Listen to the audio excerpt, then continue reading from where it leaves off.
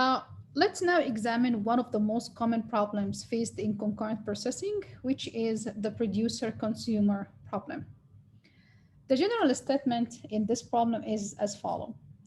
There are one or more producers generating some data, some type of data. It could be records, it could be characters, and actually placing these data into a buffer. There is a single consumer that is taking items out of the buffer one at a time. The system is to be constrained to prevent the overlap of buffer operations. That means only one agent, either producer or consumer, may access the buffer at one time. The problem is to make sure that the producer won't try to add data into the buffer if it's full, and that the consumer won't try to remove data from an empty buffer.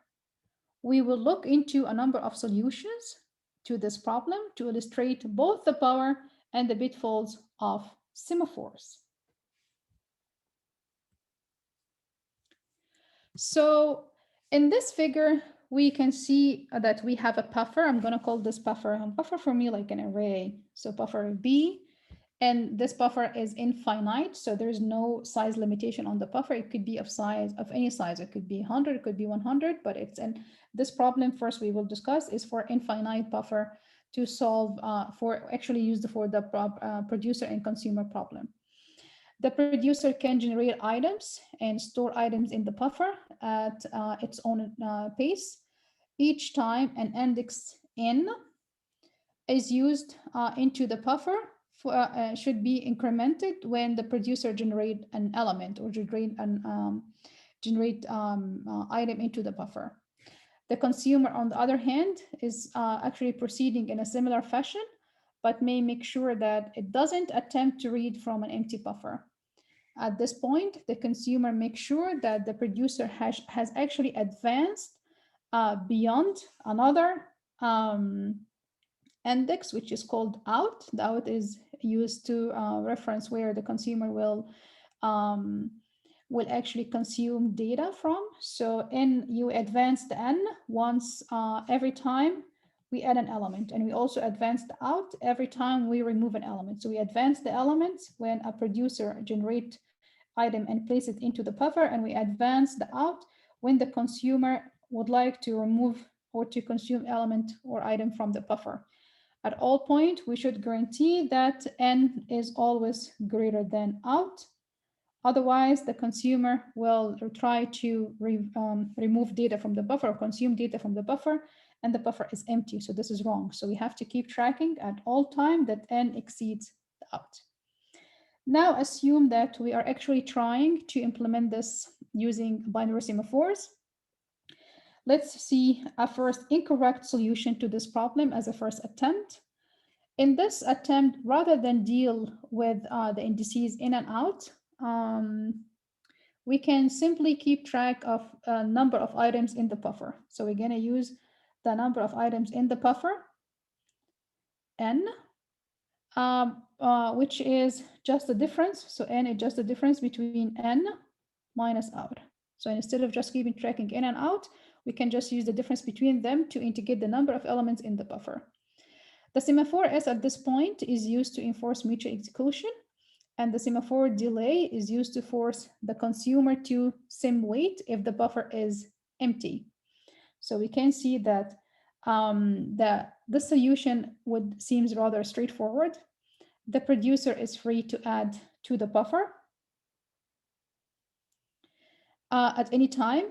It first performs sim wait. So first it produces something, and then it initiates sim wait before appending, and then sim signal after at the appending to prevent the to prevent the consumer or any other producer from accessing the buffer, because we try to enforce a mutual execution at this point during the append operation.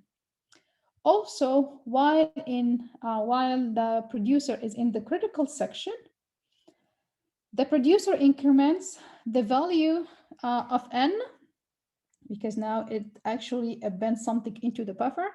If n equals 1, Then the buffer was empty just prior to this append, so the producer performs some signal on the variable delay to alert the consumer of this fact. The consumer begins by waiting for the first item to be produced, because you don't want the consumer to go and just try to remove something where the buffer is empty. Using the same wait delay operation, the signal that was initiated by the producer to the consumer to alert the consumer about the fact that just the first item is replaced into the buffer. It then takes an item, if we are talking about the same weight, it then takes an item and decrements n in its critical section. This is for the consumer. So as you can see here, it's same weight on the delay to be notified that the buffer is not empty. And then it takes an item and decrement n to in its critical section. And if the producer actually is able to stay ahead of the consumer, which we assume it's a common situation, then the consumer will rarely block on the semaphore delay, because now n will usually be positive. That means both the producer and consumer can run smoothly. However, there is a flaw in this program. When the consumer has exhausted the buffer, it needs to reset the delay semaphore so that it would be forced to wait until the producer has placed more items in the buffer. That's why this is the purpose of the statement: if n equal to 0, do same wait on the delay. So now let's consider the following scenario. If we go back into the code and check line number 14, if we number them by lines, you can see that the consumer fails to execute the same wait operation, and the consumer did indeed exhaust the buffer and sets n to 0. But the producer has incremented n before the consumer can test it in line 14. The result is a sim signal over b, not matched by a prior sim wait, which is not the case, because every time we have a sim signal, we should have a sim wait. The value of -1 for n in line 20 at this point, which means that the consumer has consumed an item from the buffer that does not exist. It wouldn't be simply to move the conditional statement inside the critical section of the consumer, because this could lead to a deadlock. So how are we gonna solve this? We're gonna correct the solution. To fix this, we will need to introduce an auxiliary variable that can be set in the consumer critical section for use to be used later on. This is can be shown in the following figure. And as a matter of fact, this local variable that we added is the one that will help in enforcing the mutual execution with no error as compared to the previous solution. If you actually trace this pseudocode, trying to trace what happened before when a producer produced and then same wait on a semaphore and then append, increase the n, checking to initiate a sim signal on the delay variables and then sim signal on the s once removed. And the consumer, on the other hand, will look to the local variables m that we added in the consumer element. So we actually gonna sim wait on the s, and then we will copy what's in n into the m, and the checking will not be in n anymore, the checking will be on m. Simple tracing of this can see that deadlock can no longer occur. So somehow, if we look to a final solution in this figure, we can see that the variable n is now a semaphore. Its value is still equal to the number of items in the buffer. And now suppose that in this program, a mistake is made and the operation sim signal and sim wait are interchanged. This would actually require that the sim signal over n operation be performed in the producer critical section without interruption by the consumer or other producer. Do you think that this would affect the program? As a matter of fact, no, because the consumer must wait on both semaphores before proceeding in any case. So this is still a solution to the infinite buffer producer-consumer problem. Now, let's try to be realistic, because generally buffers are not infinite. Buffers are generally infinite, where they are of limited size. So if we look to this buffer and we treat it as a circular storage, and a pointer value must be expressed to indicate the size of the buffer. Now we need to also solve the producer and consumer problem with the enforcement of semaphore. Now, if you look to the following pseudocode, it is a solution that uses a general semaphore in which the semaphore E, because now we have a limitation on the buffer size, so we have added a third semaphore. In addition to the semaphore S and the semaphore N, we added a third one, which is the E semaphore, to keep track of the number of empty spaces. So with the implementation of semaphores, as mentioned earlier, it is imperative that the same weight and the same signal operations must be implemented as atomic primitives, means once they started, no way to be interrupted. One obvious way to implement them in hardware or even in firmware.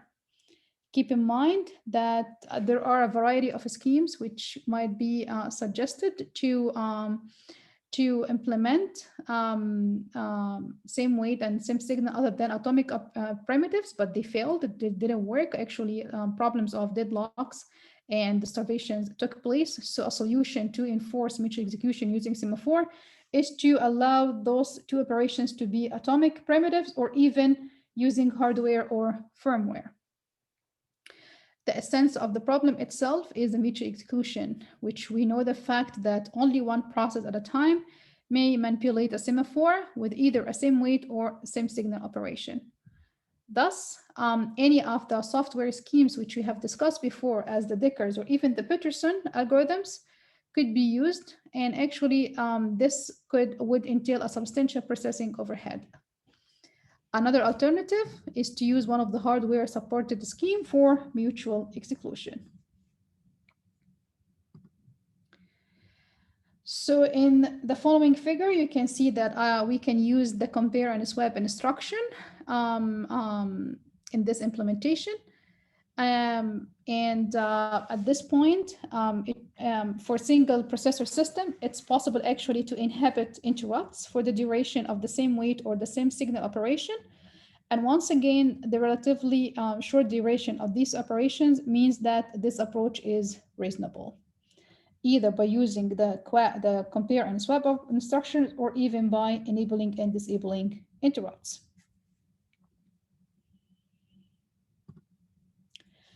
So now let's move to monitors. As a monitor is another mechanism supported by the operating system and the programming language to provide or to enforce mutual execution.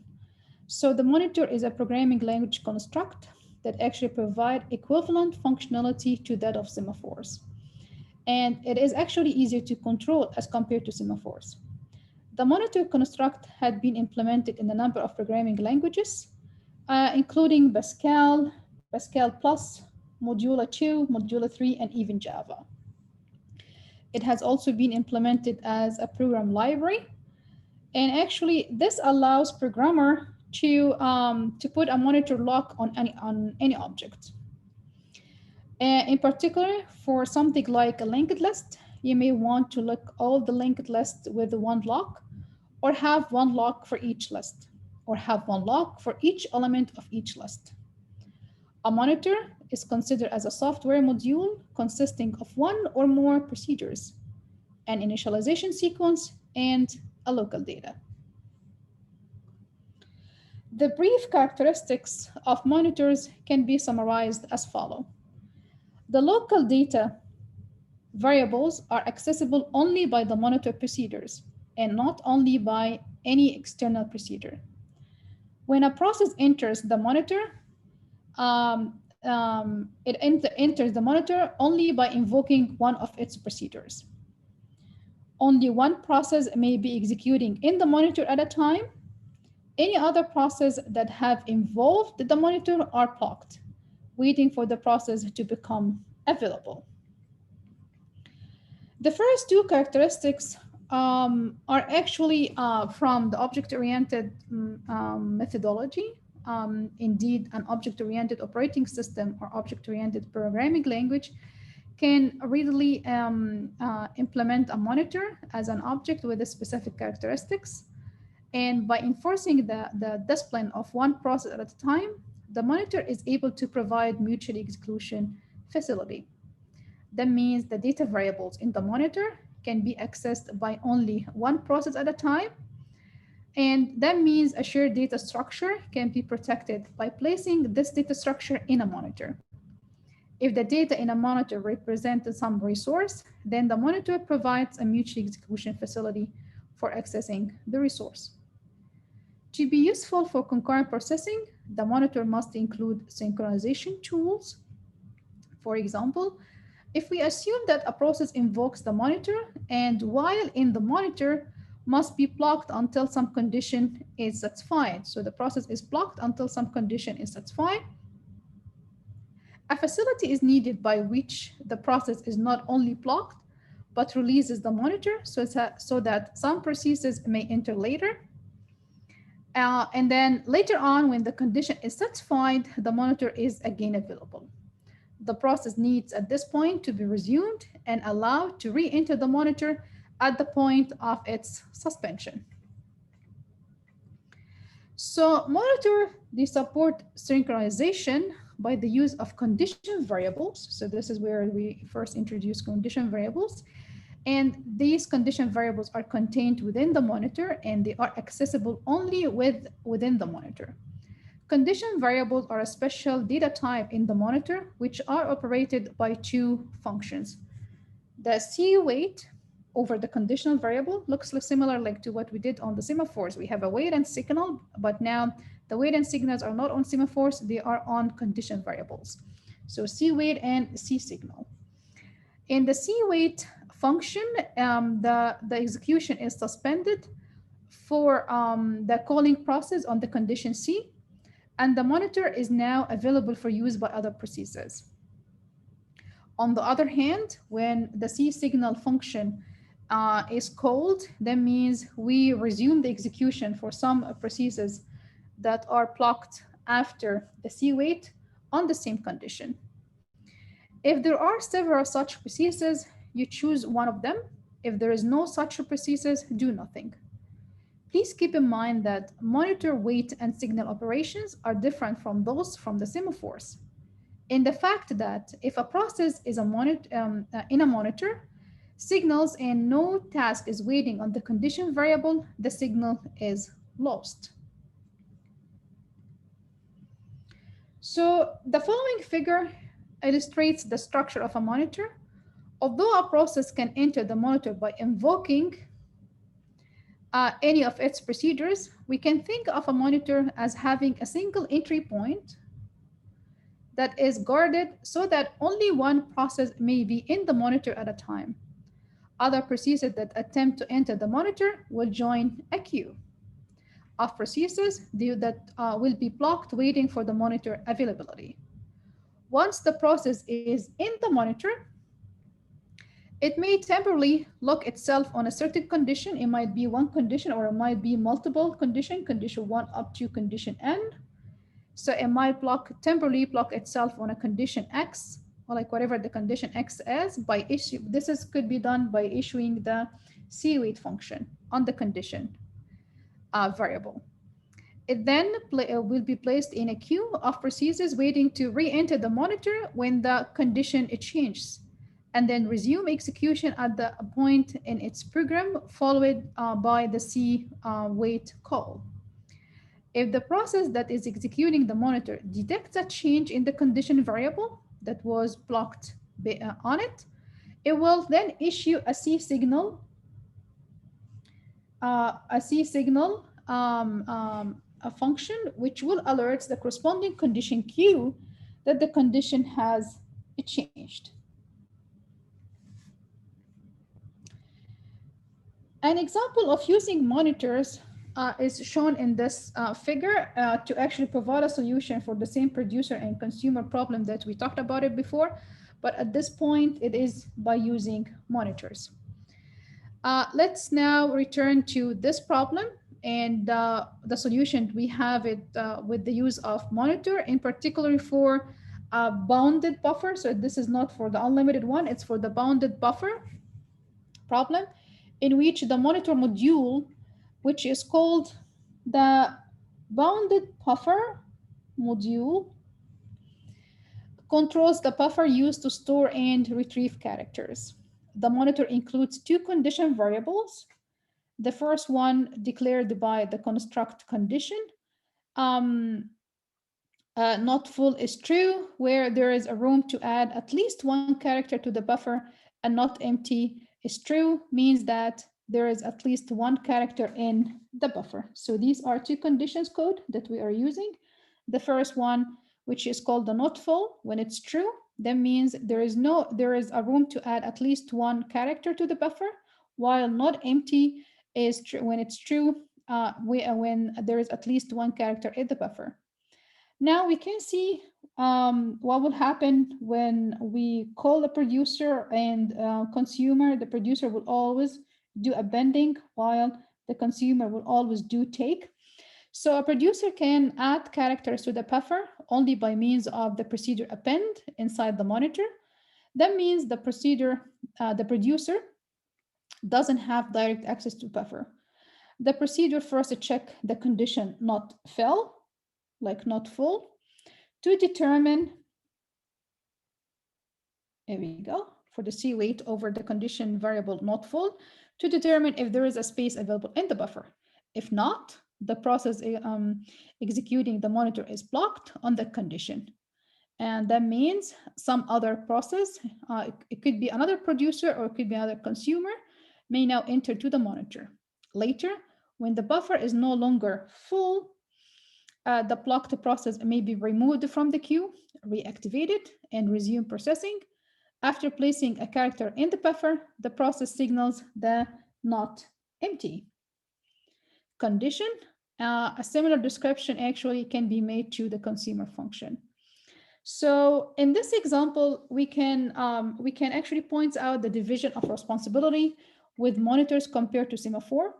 In the case of monitors here, the monitor construct itself, like the construct we use it for the monitor, enforces mutual execution.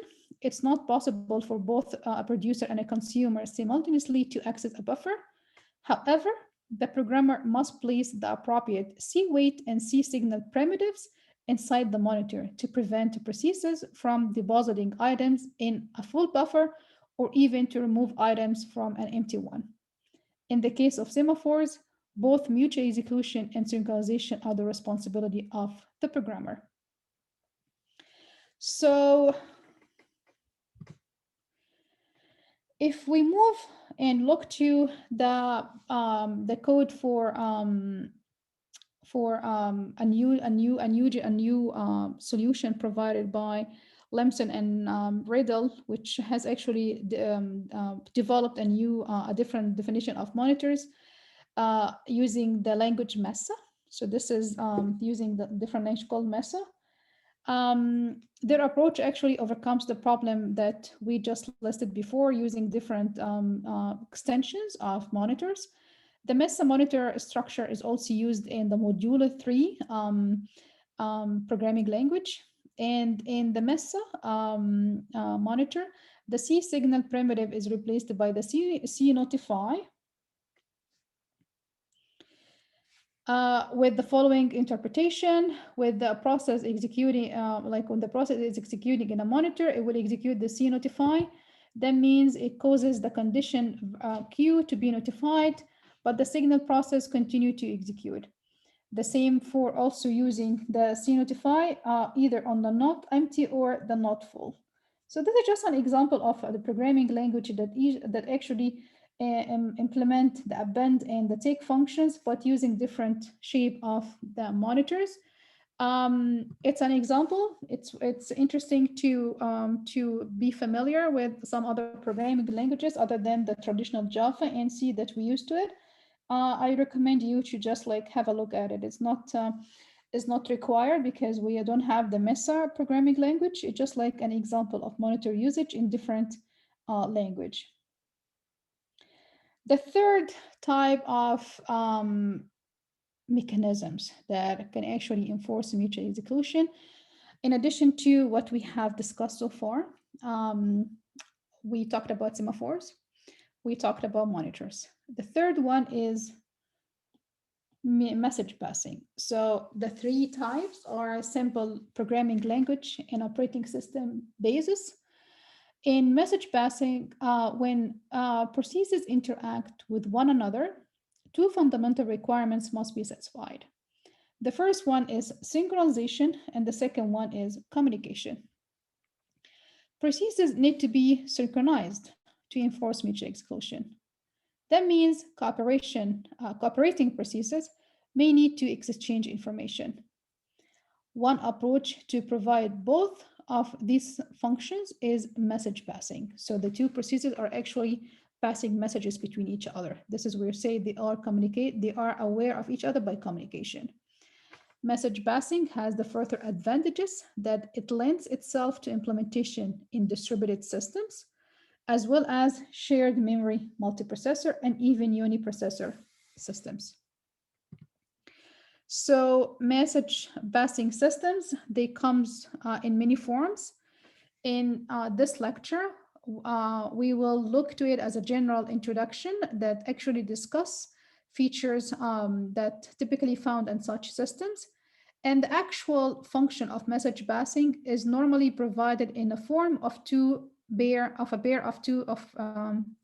primitives, or like two primitives, a send primitive and a receive primitive. A send primitive would need the destination which we are sending to and the message that will be sent. The receive primitive would need the source that initiate the send message before and the message that should be received. This is the minimum set of operation needed for processes to be engaged in message passing. A process sends information in the form of a message to another process will be designated as a destination. On the other hand, a process that so the process that received the message is called the destination, and the process that sends the message will be called the sender. So when a process receives information by executing the receive primitive, it would need, as I said, the source and the message. So when a process initiate a send, it just need to identify where it's going to and the message. When a process initiate receive, it needs to identify the source that has sent the message to it, as long as the message itself. So a number of design issues relating to message passing systems are listed in the following table, and which we will look into it in the rest of today's class. So a number of these design issues is related to synchronization. Send operation could be a blocking send operation or non-blocking send operation. A receive operation could be blocking, or it could be non-blocking, or it could be even test for arrival. Another issue, design issue that are always arise when it comes to message passing is addressing. We have two different types of addressing. The first one is direct addressing or indirect addressing. For direct addressing, we have send and receive notification, which we will discuss. For receive in particular, it could be explicit or implicit. And for indirect addressing, we are talking about static, dynamic, and ownership relationship. Also, we have a design issue related to the format, either a content base or some some attributes related to the length of the messages. Is it variable or is it fixed? And also we need to identify design issues related to the queuing discipline, if it's first come, first serve, or priority. Now let's talk about the first design issue related to synchronization. The communication of a message between two processes implies some level of synchronization between the two. That means the receiver cannot receive a message until it has been sent by another process. In addition, we need to specify what will happen to a process after it issues a send or receive primitive. So consider the send primitive. First, when a send primitive is executed in a process, there are two possibilities. Either the sending process is blocked until the message is received, or it's not. Similarly, when a process issues a receive primitive, there are two possibilities. Either if there is no wait, if a message has previously been sent, the message is received and the execution continue, or if there is no waiting message, then we have two actions. Either the process is blocked until a message arrives, or actually the process continue to execute, and that means it's like permitting the attempt to receive. So for blocking send and blocking receive, as I said before, every send operation could be blocking or non-blocking. Every receive operation, it could be blocking or non-blocking. When we do have a combination of blocking send and blocking receive, both the sender and receiver can actually be blocking or non-blocking based on what type of send and receive operation are performed. If both of them are blocking, that means the sender and the receivers are both blocking. So if I would list different combinations, we could have actually blocked send with blocked receive, or it could be blocked send. So I'm going to say this is send and this is receive. Could be blocked send and it could be unblocked receive, or it could be unblocked send and blocked received, and it could be unblocked send and unblocked received. The most commonly used combination is blocked. The most commonly used is non-block send and block received. So this is the non-block send and blocked received. This is the commonly used one. However, we have some property system that actually uses blocked and blocked. So although any particular system will usually have only one or two combination implemented, but generally speaking, the most commonly one is unblocked send and blocked received. In a blocking send and blocking receive, both the sender and receivers are blocked until the message is actually delivered. And this is sometimes referred to as Rendezvous. I don't know how to spell this. It's called like Rendezvous. I think it's like Rendezvous. And actually, based on this Rendezvous thing, this combination will allows for tight synchronization between the processes. So why this? Because a process is blocked and it will not resume until it guarantees that the other process that should receive a message is actually has actually received the message. That's why this strategy is blocking either way. So like the two ways are blocking.